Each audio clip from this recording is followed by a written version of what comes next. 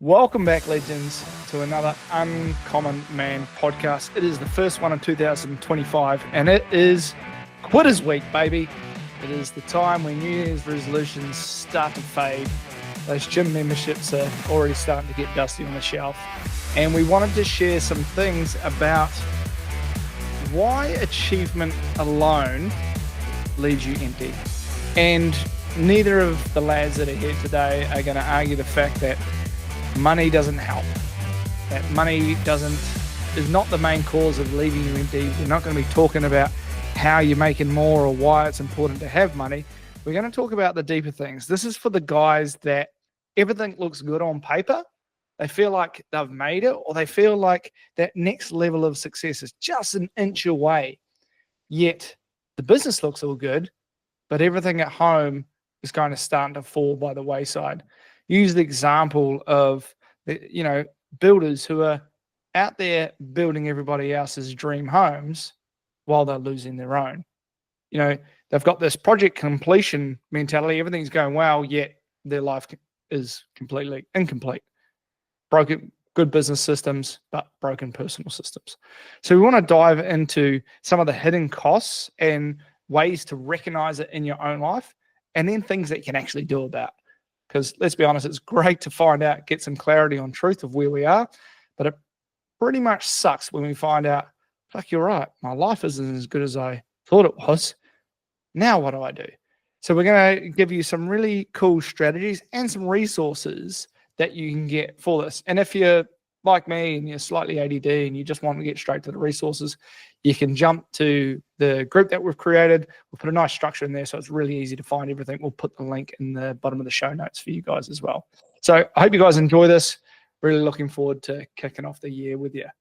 So I guess, Nick, I kind of want to start with you, mate. What are some of the hidden costs that you have seen from, I'm going to use the term AKA like uber successful guys, the kind of success that we've been brought up to look at or look up to, and the same thing that I guess unconsciously many people look to is like, oh, that guy's doing really well because he's got the Lambo or the boat or the nice house or the big revenue and all sorts of those things.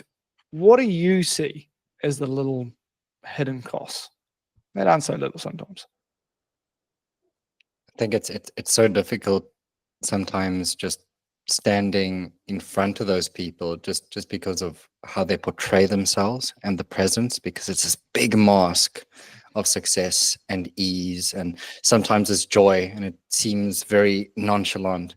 But having sat down with a couple of those individuals over the years, what I found is they've been able to build this home for everyone else, but they feel like they are standing on the outside looking in, that they don't get to experience what they've built. And it's like being a bystander in this beautiful space that you've cultivated for everyone else. Everyone else is flourishing. Everyone else feels like, well, their seeds have been planted and they can harvest year after year after year. But here you're the person that did all the work, and you actually don't necessarily know how to enjoy it. You don't know how to experience it. I find that's one of the key things that arises in most of these conversations with these individuals. It's like, I actually don't know how to enjoy my success. I don't know how to enjoy what I've built at the end of the day.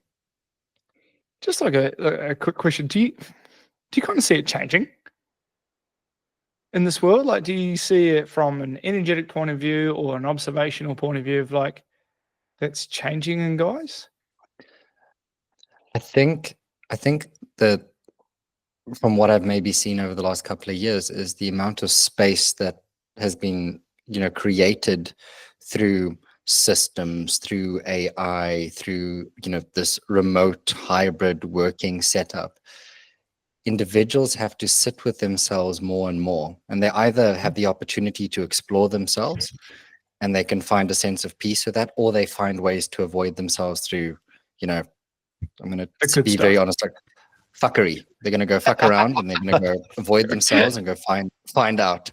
And then that's where the addiction comes in, or where they're looking for dopamine, where they're trying to find something outside of themselves to help them not feel what's inside and avoid that feeling over and over again. And I think that there's been two sets of people. Some that have been able to stand in front and be like, well, look, I need to see these things. I'm willing to sit with this and I'm willing to explore this. And then majority of individuals are just like, I don't want to do that. Why on earth would I want to pop my ego bubble and have to like really look at myself versus just have a great time and I can carry on doing this for however long I want to and avoid that feeling. It's really funny talking about that, like going through kind of all the data, all the testimonials, I've had thousands of guys go through our program. And I was like, what are the one of the kind of big outcomes that have really impacted our guys, or that were not necessarily their original goal? And across the board, there is two things. There's like guys getting really cool leadership roles, but not just in business, but also like in their family. They're becoming more of a leader in their family, and their wife and their kids are really recognizing that. But also just simply they're making more and they've got more time off.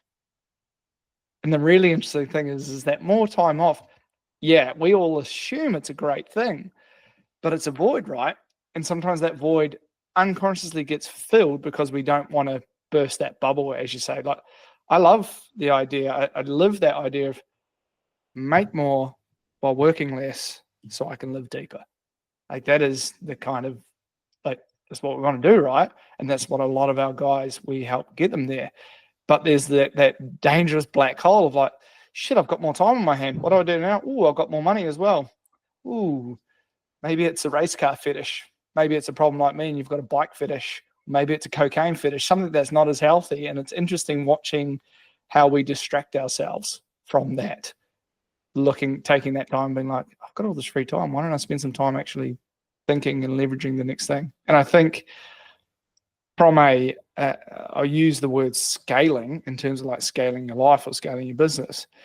It's investing time and thought that creates momentum. And you talk to anybody along the line, they're like, it wasn't until my 40s or my 50s that I really started to dig in and kind of started seeing these opportunities come along. But it's interesting, the more time you give somebody, the faster they become successful. Like, as long as I've got a base of safety and security, like money's coming in, it's funny, you take that time and it's like, if they can not avoid thinking and reflecting, they just have quantum leaps in success because they suddenly become an opportunity generator, or they go, man, that's a great idea, or they apply their skill set in a really, really neat and unique way. And suddenly everything in their life, nothing moves in a linear way. They have these massive jumps. So I'm interested in hearing from you, Harry, that for the guys, because, mate, you are the time hack king. You are the guy that basically gets our guys, a minimum of 10 hours back pretty much as soon as they kick off with us. What do you see as the voidal holes that get filled up with things when these guys get their time back? Or what do you see as the hidden costs that they've got going on in their life before they even start? I think most people know where their time goes. Like, before we get to the point of being able to save them the time, if they're feeling like they're always busy, like they're going from one task to the other, and they're being busy but not so productive, like, just if all you could do is go through your calendar and get rid of the stuff that isn't productive in some capacity, then you would inherently save so much time. But like you said, the problem is we then fill that time with other stuff, feeling like, well, being busy is a prerequisite to success, to this thing to more money, to this thing that I'm trying to achieve. So if I'm not busy, then I'm being lazy, I'm not utilizing my time and my resources, or like the ship's going to sink. If I'm not running around, if I'm not like back to back with, doing these sales calls, running a new marketing campaign, having these meetings, then everything's going to fucking fall apart, right? And then there's that level of stress. Like, I remember coaching this one guy, and that was his goal. Like, he was running a business that was like, average level of success. And he was always stressed, always angry. When he got home, he was like always thinking in work mode. And like, after a couple of months together, we realized that he had been in this state of just constant busyness and stress in the biggest growth periods of his business. And so he had tied subconsciously this feeling of being busy, being stressed to success. And so in his mind, if he wasn't feeling like that, then the business wasn't growing. He wasn't making money. Therefore, he couldn't provide the money for the family. He wasn't then a good father or a good husband, and the world was going to end. And so if there was the slightest hint at him not being busy as all buggery and stressed to the eyeballs, then that was a sign of being unsuccessful and about to go down in wealth and business. And so would try his heart out to make sure that his stress and busyness was always through the roof. Right? That's classic, eh? And it's a hard thing to break, right? Like you've got to have a lot of trust in your process and in the things that you are doing, that where you're putting that time, that it is the task that makes you all the money. Because you say, cool, I'm just going to work 2 hours a day. But if you spend 2 hours a day just responding to emails and just fucking around and not doing the stuff that moves the needle, well, then you will go backwards personally and professionally, right? So this is super interesting. You mentioned that. I got two things in this. One of a personal experience. I recently deleted like social media off my phone. So I was like, and it's almost like my body is used to a certain amount of screen time. So now that a certain amount's gone, it's trying to find other things to fill it with. So I'll be on my training peaks, checking my fitness levels like 5 times a day. I'm like, dude, you haven't done anything more. Like your fitness level hasn't changed since this morning.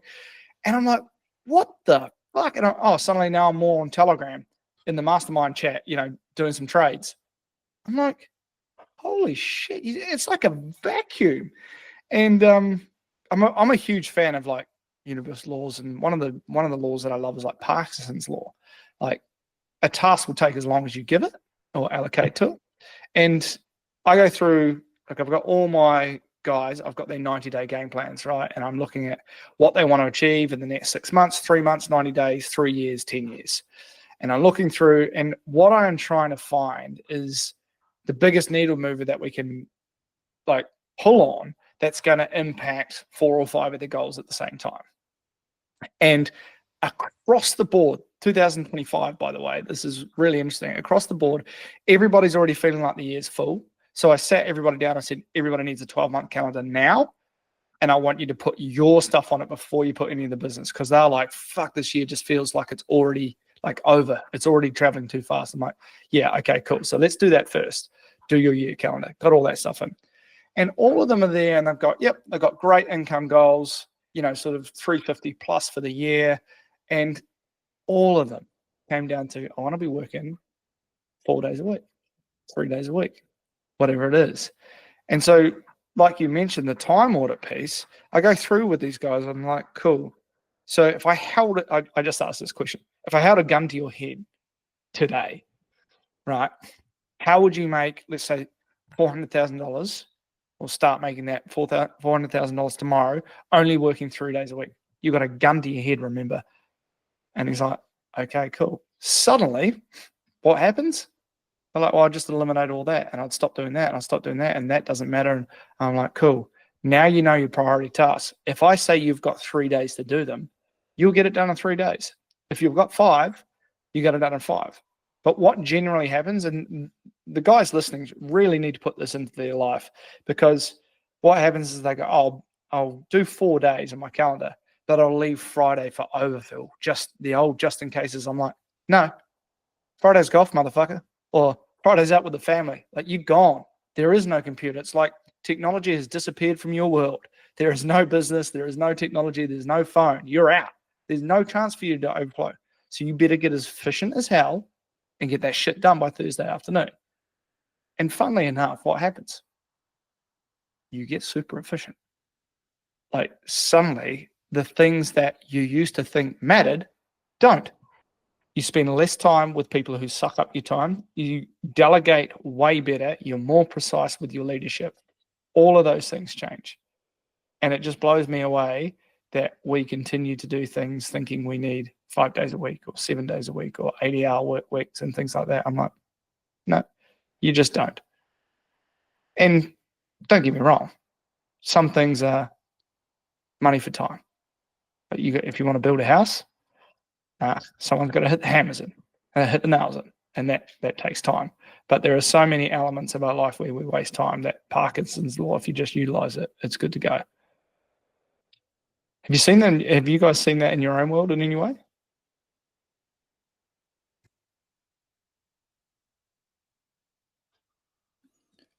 Definitely in elements. There you go. You can go first. No, go for it. Go for it. I was gonna say definitely in elements. Like there's like when you think something is gonna be more of a pain in the ass task, you're like, oh, I'm not really like tech is a thing for me. Like we all know I hate tech. So like I will avoid it to the nth degree as much as I possibly can. And sometimes I'm justified in that because I try to do it and I get hit so many roadblocks that I'm just like this thing, I'm going to find every other way to do it. But other times it'll take all of like 5 minutes. I'm like, this has been playing on my head of like, oh, I need to do this thing. I need to do this thing for the past like week, if not longer, taking up that capacity when it took me all of 5 minutes. Like, oh, sweet. That was easy.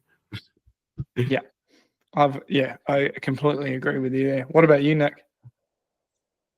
I think for me personally, it's like a dance between like what's happening in life. One of my values is obviously family, and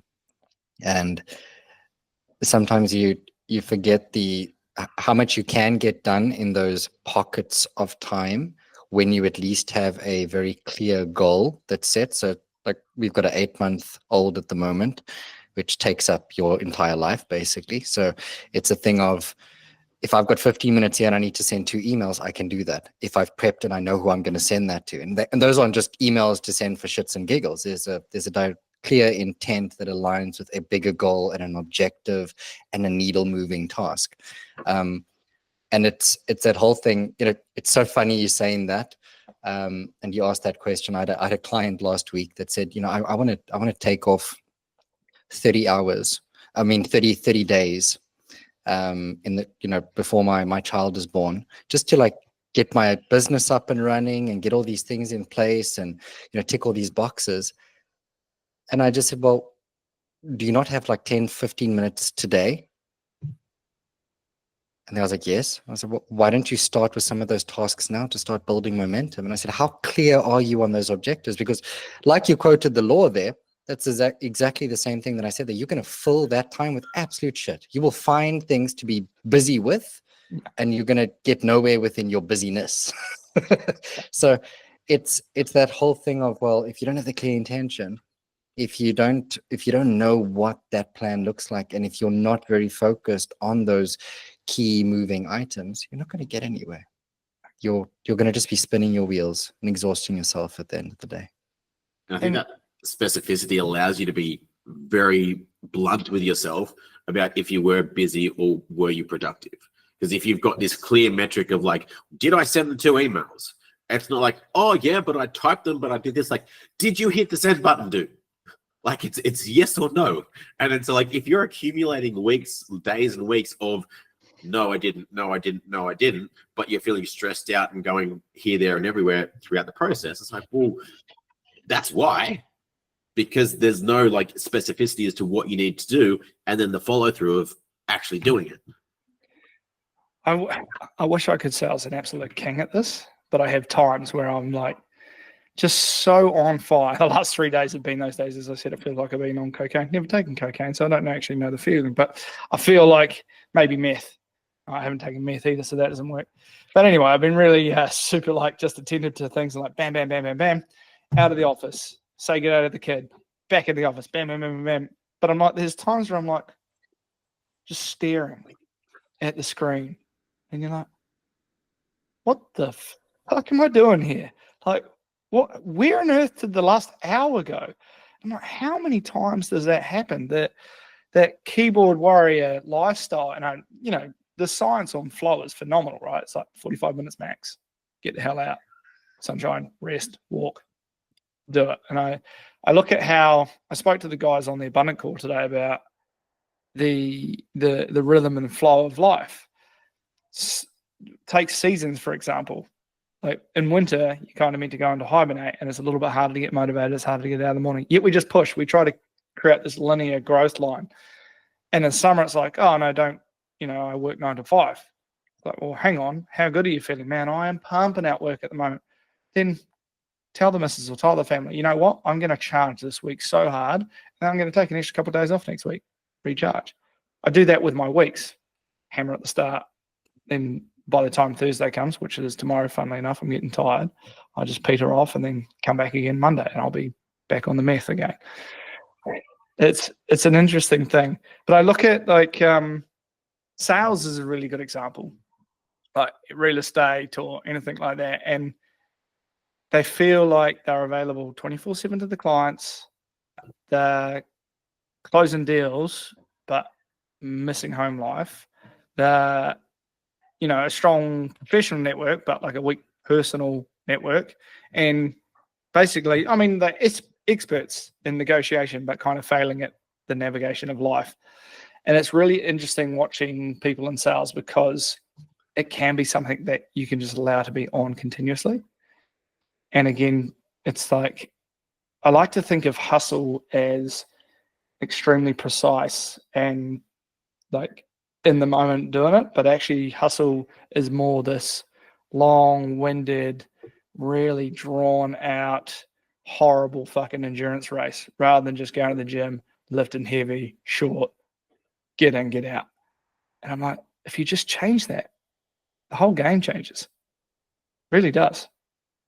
And on that note, like, how do you reckon kind of the traditional or the old hustle mindset is kind of outdated, and how do you see it changing, I guess, if you're seeing it changing?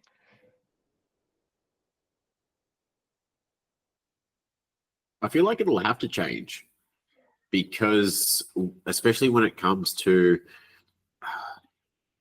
being a parent, like being a father, now for the majority of people, you can't get away with one income for a household, right?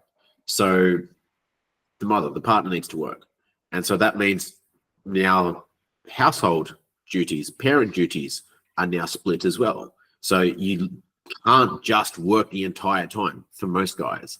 So I feel like guys will eventually get to the point where they even burn themselves out so much or start to realize that maybe that old value that was instilled in everybody, that like working hard and high work ethic is the prerequisite to success, to everything that you want, that maybe that's not the case. Like there's plenty of hardworking poor people. Like it helps you, but if you're working on a low leverage activity or in a low leverage job, it's not going to be the key to what you want.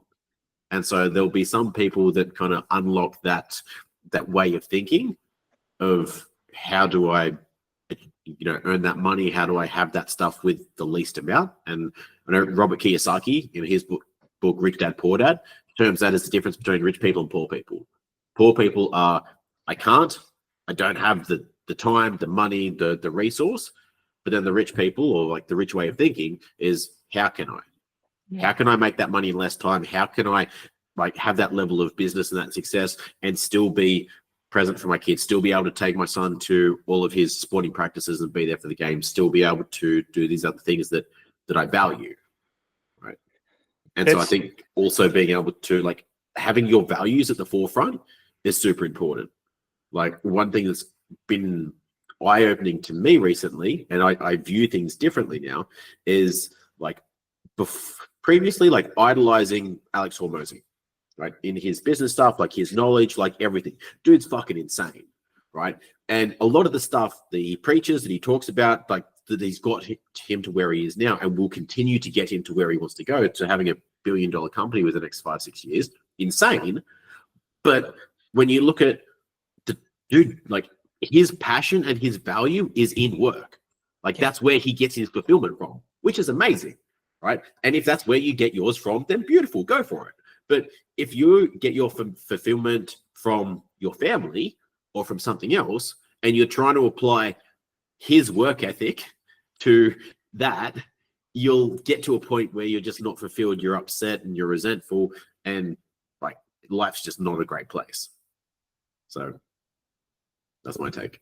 Mate, it's not a false guru fallacy, because I do enjoy the internet for its motivation, for inspiration from people, what they've achieved and those sorts of things. But it's the old question we ask our guys: are you going closer or are you going for more? And they're like, closer to what? I'm like, exactly. What are you getting closer to? Like, for you, what is your version of success? What is your version of prosperity? And that's like that 3 pillars that we talk about. It's like you've got health, you've got the Hermetic principles, and then you've got vision. And for every single person, that center where they all collide, it's totally different for everybody. And I really like that. And yeah, I think most people have an element of money in there, and that's understandable in this world. But I think that I'll share a story like from today. A client has changed their goals to 3 years, and it has changed the entire level of their life, because they're not thinking about tomorrow and how much money do I make tomorrow, and everything's a rush and everything's busy. It's something like, I've got time. I can enjoy the process on the way. These are the things that I'm going to achieve. So suddenly her whole life's just expanded in that one moment. And I'm like, oh, there you go. You just needed to change and thing. And now they've got something that they're moving closer to. I want to go back to your thing about the poor mentality versus the wealthy mentality, because something I changed in my own thinking was like, cool, making money is still one of my goals. I want to make more money. I want to support my family and those sorts of things. So I asked myself the question, what problems do I need to solve in order for people to pay me a higher level of wealth or whatever it is? Mowing people's lawn, helpful, love being outside, but it doesn't solve a really big problem for people. Fixing somebody's marriage in a very short space of time, big problem, worth a lot to people. Giving them their life back, having them scale their business, whatever it is, if you can solve a bigger problem, funnily enough, the value is bigger, so you get paid more.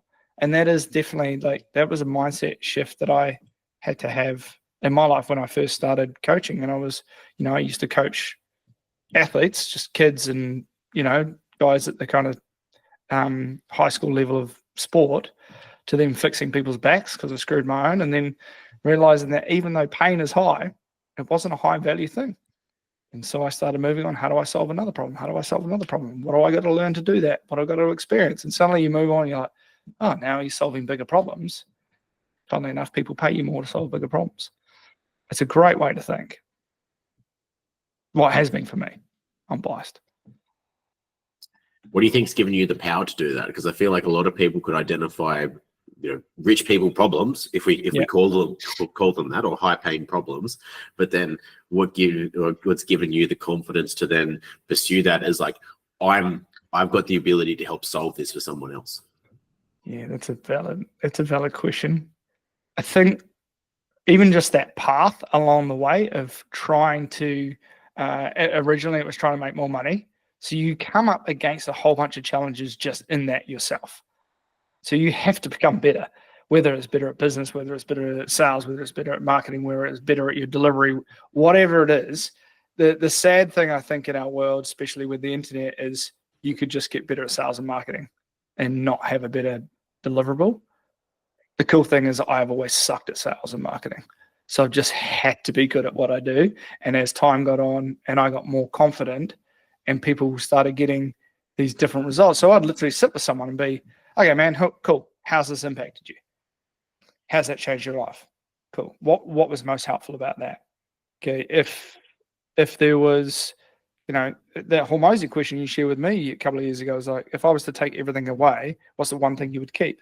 And just dialing that in more and more and more to the point where now, 5,000 guys down the track, sounds like a bit of a gay OnlyFans, but it's like we have such a clear structure to how things work.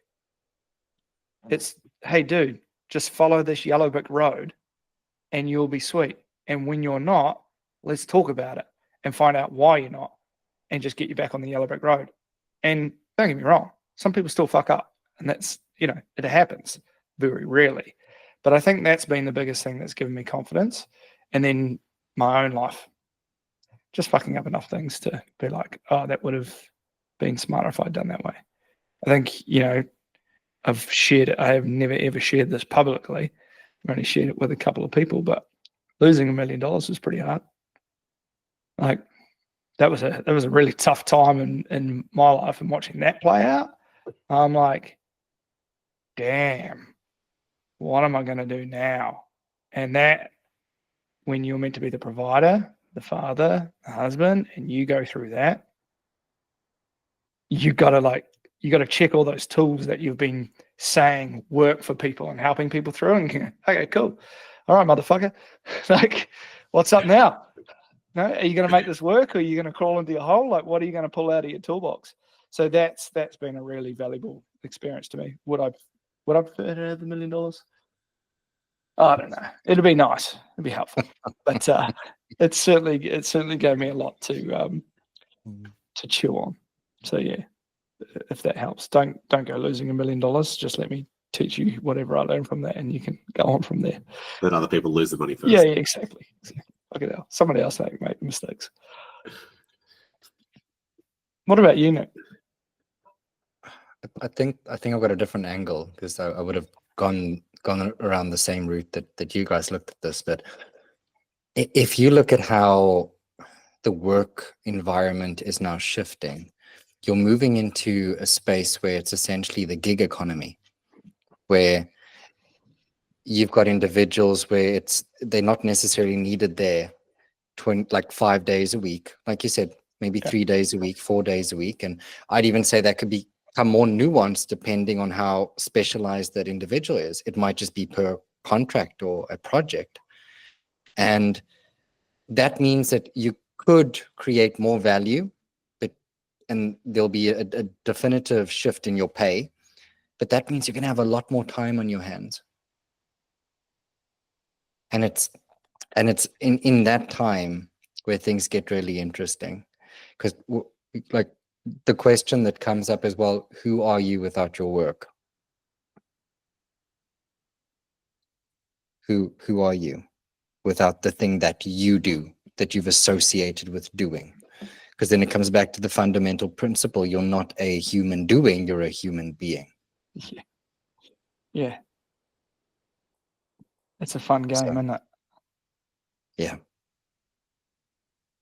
From a place of, I guess, one of my favorite resources for guys, because when we talk about vision, guys are like, oh, okay, cool, I've got to figure out what my vision is. I'm like, no, I had a guy reach out to me today, and he's just like, dude, I'm not in a good place. I've written something down. Can I share it with you? And it was all darkness, like all these things where he was in his life. And I was like, he's like, I don't know where to start. I was like, dude, best news is you've started. You've found out your truth of where you are. And I'd like to kind of share with the guys, we have what's called a scorecard inside the group, which is the link will be in the show notes. And it just gives you a really good starting point and clarity on where you are right now, because without that, it's very, very hard to get to where you want to go. It's like being in Sydney.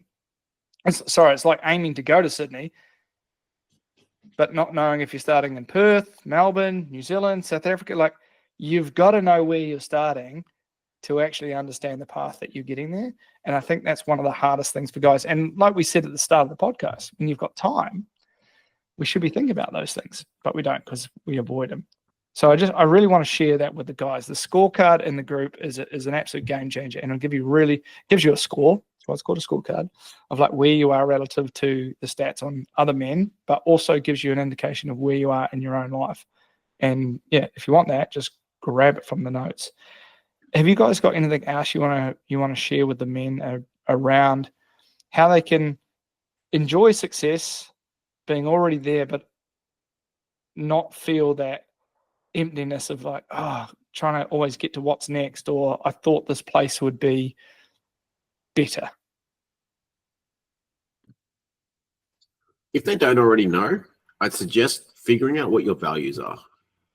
Like, you can find that as simple as, like, if you don't know where to start, just Google value survey on Google. A bunch will come up. That'll give you a starting point, and you can cross-reference those for where you're at the moment. So, like, if you rate yourself based on, 1 to 5, each of those, look at decisions that you've made maybe in the past that, based on your decision haven't worked out. You haven't been in a good place mentally, physically, haven't liked it. Maybe look at which values you were misaligned with at that point in time, or times where you felt the most fulfilled, you were just loving life, everything was going well, you're on top of the world.